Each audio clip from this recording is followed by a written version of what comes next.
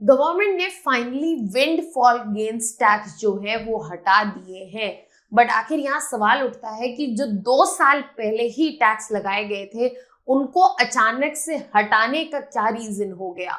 तो यहाँ पे रीजन ये है कि विंडफॉल गेन्स टैक्स का नेचर ही टेम्पररी होता है और ये सिचुएशन के हिसाब से लेवी किए जाते हैं। साथ ही साथ यहाँ पर ये समझना जरूरी है कि आखिर विंडफॉल गेन्स टैक्स होते क्या हैं। Hello students, welcome to Chahal academy. My name is Shubhangi Singh और आज हम बात करने वाले हैं विंडफॉल गेन्स टैक्स जो हटा दिए गए हैं, इनके बारे में। आखिर ये होते क्या हैं, ये लगाए क्यों गए हैं और फाइनली इनको हटा क्यों दिया गया और इसका इम्पैक्ट हमें क्या देखने को मिलेगा। इन सभी पॉइंट्स को हम एक सिंपल आसान भाषा में समझने की कोशिश करेंगे। अगर हम बात करें विंडफॉल गेन्स टैक्स की, तो बेसिकली ये यहाँ पर फ्यूल एक्सपोर्ट्स और साथ ही साथ ऑयल प्रोडक्शन पर लगाया जाता है।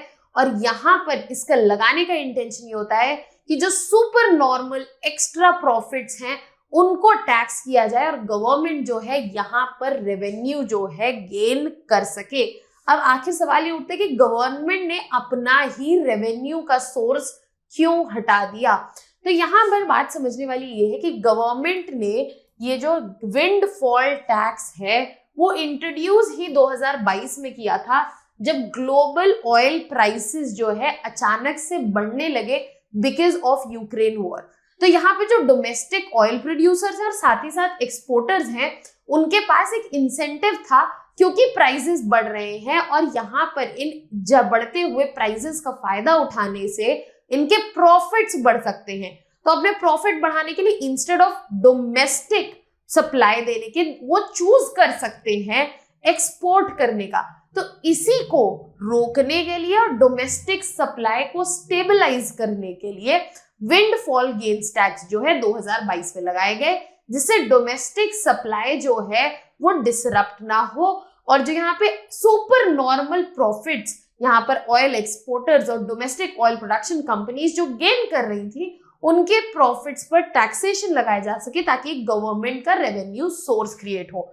अब यहाँ पर 2022 में जो विंडफॉल गेन्स टैक्स लगाया गया था, अब क्योंकि प्राइसेस पिछले 2 सालों में स्टेबलाइज हो गए हैं तो उनसे कोई खासा रेवेन्यू जो है जनरेट नहीं हो रहा था, क्योंकि इंटरनेशनल प्राइसेस भी लो हो गए हैं, कम हो गए हैं, स्टेबलाइज हो गए हैं और डोमेस्टिक फ्यूल सप्लाई जो है वो भी स्टेबल हो चुकी है। इसीलिए 2022 के बाद 2023 और 24 में यहाँ पर हमें कम होता हुआ दिखा फ्यूल एक्सपोर्ट्स और साथ ही साथ यहाँ पर हमें ये भी देखने को मिला कि यहाँ पर जो रेवेन्यू जनरेट हो रहा था वो डिप होता जा रहा था। तो फाइनली क्योंकि यहाँ पर ऐसी कंडीशंस नहीं थी जहां पे विंडफॉल गेन्स टैक्स की रिक्वायरमेंट है, तो विंडफॉल गेन्स टैक्स को यहाँ पर हटा दिया गया।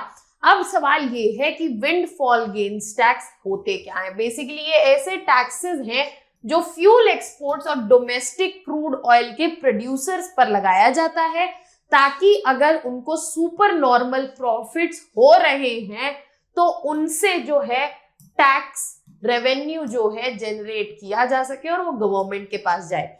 अब यहाँ पर अगर हम बात करें कि इंडिया में ये किस तरह से लगते हैं, इस टैक्सेशन का स्ट्रक्चर क्या है, तो यहाँ पे 2 जगह लगते हैं।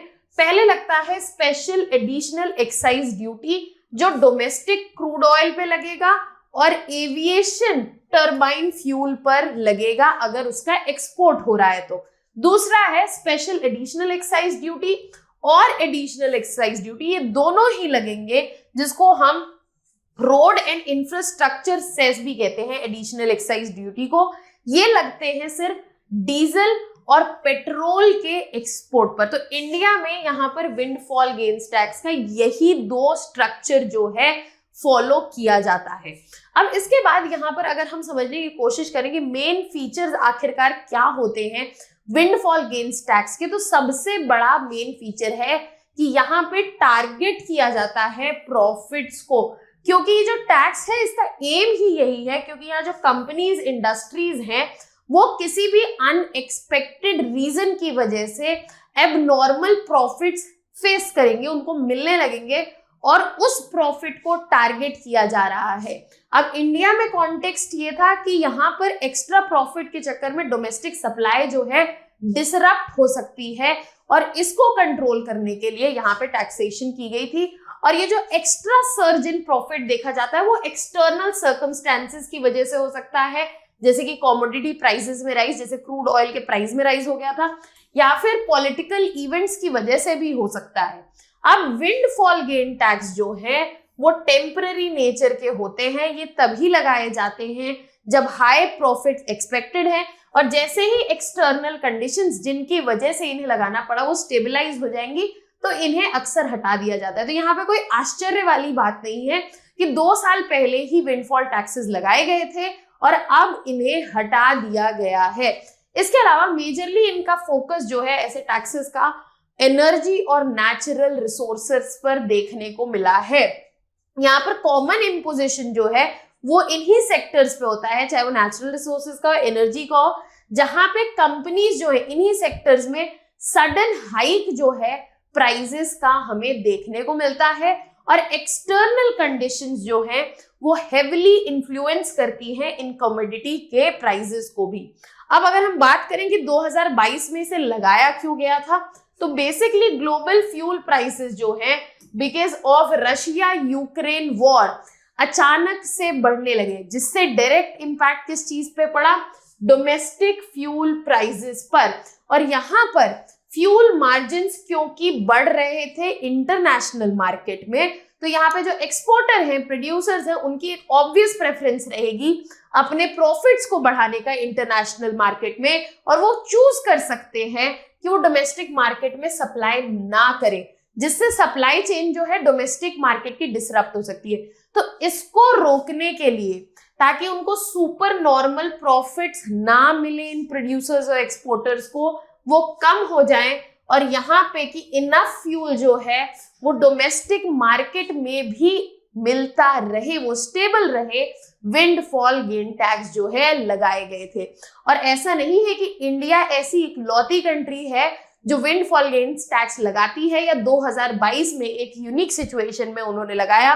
कई ऐसे नेशंस हैं जिन्होंने विंडफॉल टैक्सेस एनर्जी कंपनीज पर लगाए, specially after the Ukraine conflict. तो यहाँ पर ये जो सिनेरियो है वो यूनिक नहीं है, इट इज सीन, इसका प्रेजेंस जो है वो ग्लोबली भी पाया जाता है। अब अगर हम बात करें इम्प्लीमेंटेशन इन इंडिया की, तो यहाँ जो टैक्स है वो डोमेस्टिक क्रूड ऑयल प्रोडक्शन पर लगाया गया था।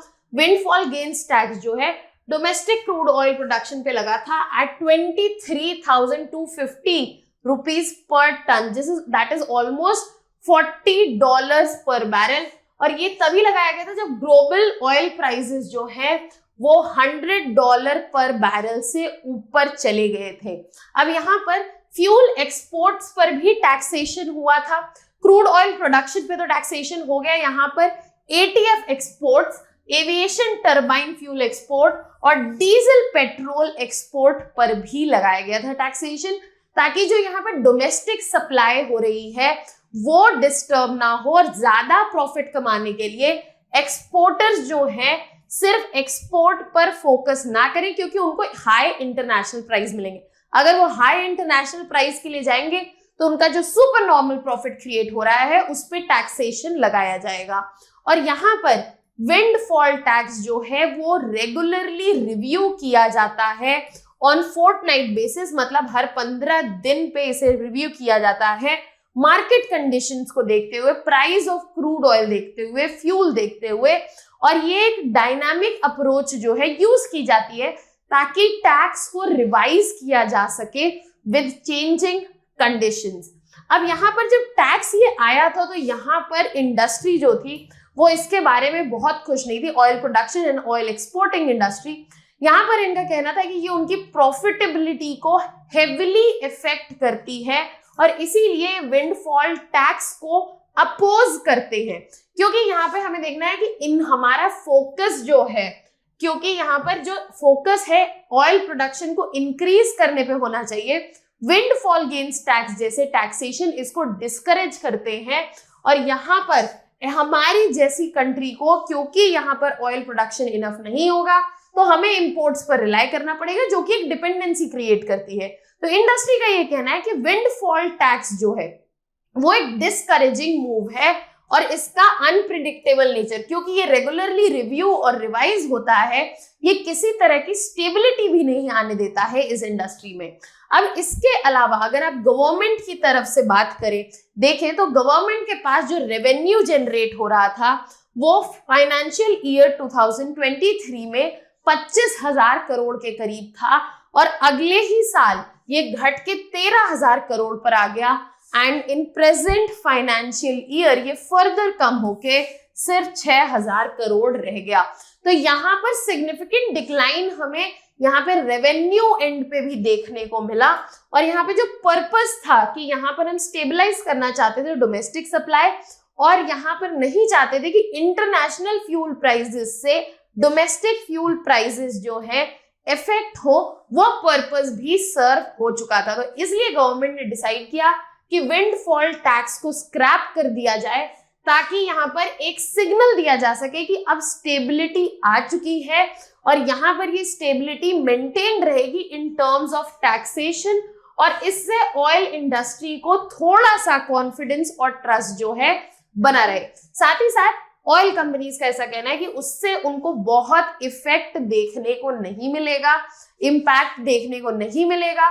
स्पेशली मेजर ऑयल प्रोड्यूसर्स, चाहे वो एनजीसी हो, ऑयल इंडिया हो या फ्यूल एक्सपोर्टर्स जैसे कि रिलायंस, नयारा एनर्जी, बट यहाँ पे इवन दो इस स्क्रैपिंग से बहुत इफेक्ट नहीं होगा, बट यस डेफिनेटली इंडस्ट्री ने इसको एक्नॉलेज किया है कि ये एक पॉजिटिव मूव है और ये इंडिकेट करता है कि स्टेबल और रिलायबल टैक्सेशन पॉलिसीज की तरफ ट्रांजिशन कर रही है ये इंडस्ट्री। साथ ही साथ एक लॉन्ग टर्म सिग्नल भी यहाँ पे क्लियर आता है गवर्नमेंट की तरफ से कि आगे आने वाले समय में कोई मेजर डिसरप्शन जो है एक्सपेक्टेड नहीं है फ्यूल और एनर्जी प्राइसेस में और इसीलिए यहाँ पर investors, consumers, suppliers, producers, exporter को यहाँ पे ग्रेटर कॉन्फिडेंस देखने को मिलेगा, specially in global oil markets. तो यहाँ पर एक रीजन है जिससे विंडफॉल टैक्स को हटा दिया गया है। वो रीजन ये कि वो जो सर्टेन स्टेबिलिटी चाहिए थी और यहाँ से जो रेवेन्यू की नीड थी सुपर नॉर्मल प्रॉफिट्स को अब्सॉर्ब करने के लिए, वो अब नहीं रह गई है। तो अब क्योंकि हम ये टॉपिक से रिलेटेड सारे डिमेंशन समझ चुके हैं, let us look at a practice question with reference to windfall gains tax which was introduced in India in 2022. Consider the following statements. First, the tax was levied on crude oil producers and fuel exports in India due to surge in global fuel prices following Russia-Ukraine war. दूसरा statement है the windfall tax aimed to generate revenue for the government to offset fuel price hikes and ensure sufficient fuel supply. तीसरा statement the tax was reviewed every month based on global oil price fluctuation and domestic fuel margins. You can send in your answers in the comment section. Let's see कि आपको ये topic कितनी clarity से समझ में आया है। ऐसे क्वेश्चंस जो है स्पेशली इकोनॉमिक्स में प्रीलिम्स के पेपर में काफी अपीयरेंस दिखाते हैं, जहां पर नए टर्मिनोलॉजीज, नए टैक्सेशन, उनके चेंजेस से रिलेटेड आपको क्वेश्चन देखने को मिलते हैं। ऐसे क्वेश्चंस आपके मेंस के पेपर में भी काफी अपीयरेंस देते हैं, स्पेशली इन GS 3। तो सच questions and topics become very important. ऐसी और वीडियोस और कंटेंट रिलेटेड इंफॉर्मेशन के लिए, उसको आसान भाषा में समझने के लिए please subscribe to your YouTube channel of Chahal academy. That was all from my side. Thank you so much.